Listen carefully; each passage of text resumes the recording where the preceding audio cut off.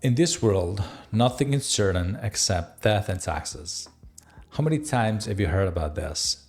This timeless quote really captures the real reason for taxes in Italy, but it doesn't address the opportunities that, careful planning can reveal, especially when moving to a complicated country like Italy. Italy has a lot of things to offer. We know that. But I can tell you, it's not always a tax heaven some might imagine. So I would love to pick some examples when Italy is a good deal and when it's not a good deal for you, and when it does make sense financial wise to move here, short term or long term. I'm thinking of the flat tax for new residents. The Italian tax regime for high net worth individuals can be a complete game changer. It's designed to attract wealthy foreigners. So this regime allows new residents to pay a flat 200,000 per year on the worldwide income, foreign based, regardless this amount. No wealth tax. So let's say Sarah, a retired entrepreneur from the US, earns 2 million per year from dividends, rental income, other passive sources, everything together.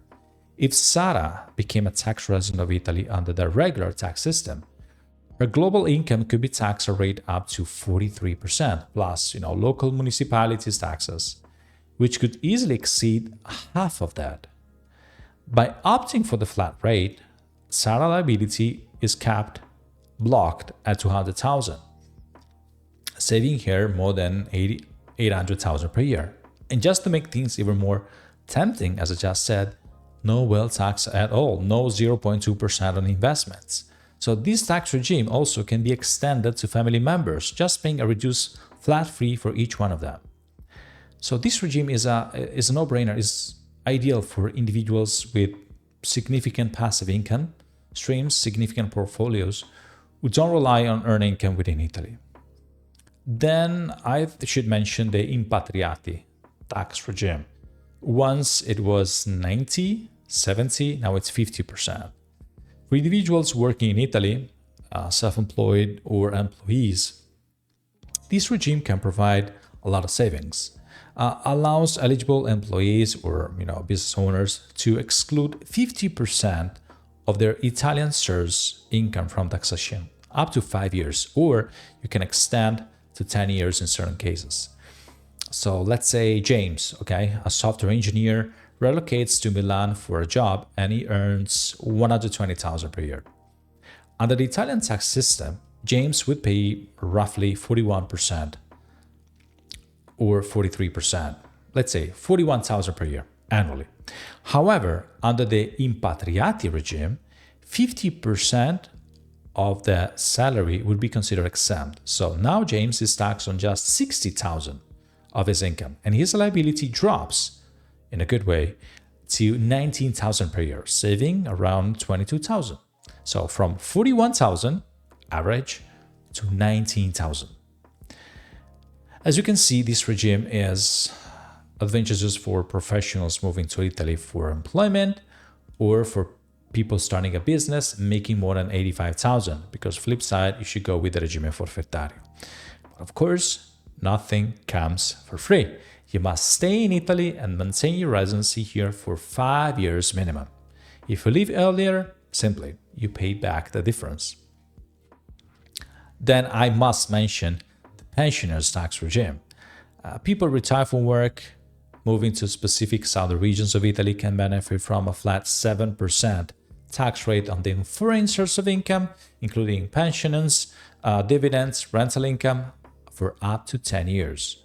So let's say you're a couple, a retired couple from Canada, you receive 80,000 per year in combined pension income. If you move to Sicily and become a tax resident under this special tax regime, municipality less than 20,000 and so on, your liability will be roughly 5,600 per year. Without this regime, you should pay around 25,000. So 20,000 difference. Definitely is a no-brainer for people who retire from work, but also you have to put into account that you must establish a residency in a small village with less than 20,000 inhabitants and mainly located in southern regions. So Flip side, let's reverse roles. When moving to Italy doesn't make financial sense? Well, depending on your salary, depending on your income, if you're a high earner with active income outside special tax regimes because you're not eligible for whatever reason, our progressive rates, which peak 43%, combined with regional and municipality taxes, can make Italy a very costly destination. Of course, if you don't qualify for special regimes. Let's pick Emma, okay, a freelance consultant that earns 200,000 per year from clients all around the world. Since she cannot benefit from any kind of tax regime, her effective tax rate could exceed easily the 45%, combining the federal tax, the IRPEF, and the local taxes. So she should pay roughly 90,000 in taxes. So conversely, if she remained a tax resident in Dubai, okay, where there's no income tax, she actually saves 90,000. So for high earners really working and living on active income, Italian standards may be really painful.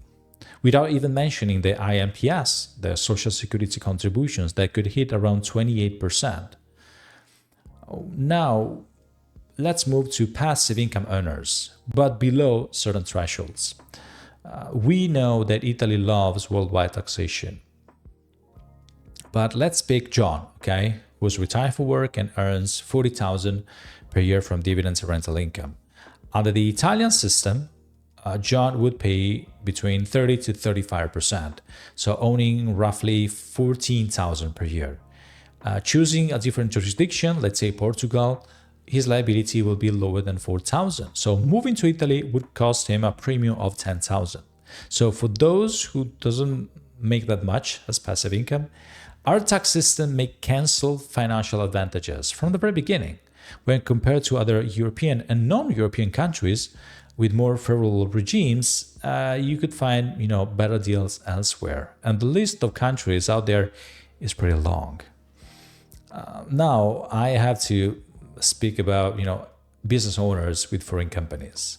We have a worldwide controlled foreign company jurisdiction and rules, and the broad definition of tax residency can really create challenges for people maintaining companies abroad while living in Italy.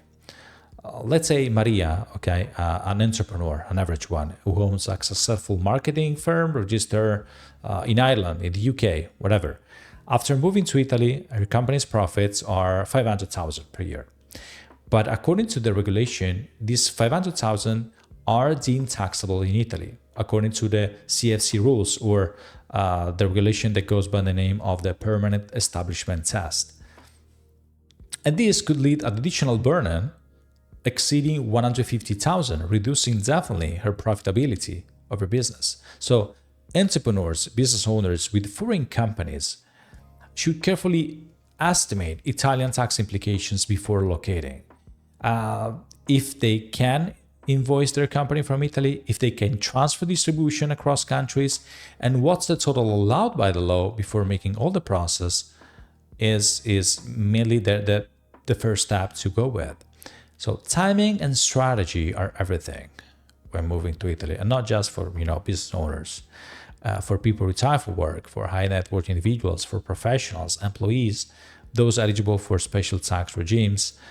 Italy nowadays offers incredible opportunities to optimize taxes while enjoying high quality of life. But numbers never lie. So for others, especially those with active income or international businesses, the standard tax system can be a really big issue and a very good reason to think twice before buying the tickets, if you know what I mean. So if you're considering moving to Italy, the key is, as always, proactive planning. Feel free to get in touch with, of course, the immigration lawyer first, but then a tax expert. It could be a commercialista, it could be an international tax a consultant, someone who really understands the Italian and international tax laws, who can really help you out with avoiding really bad mistakes and identify the best path forward for you. Remember, tax residency decisions are not just financial, they're deeply personal and should align with your lifestyle goals too. They involve more than 6 or 12 months, 103 days more or less. There's a lot at stake. So please make the move when it makes sense for both your wallet and your heart.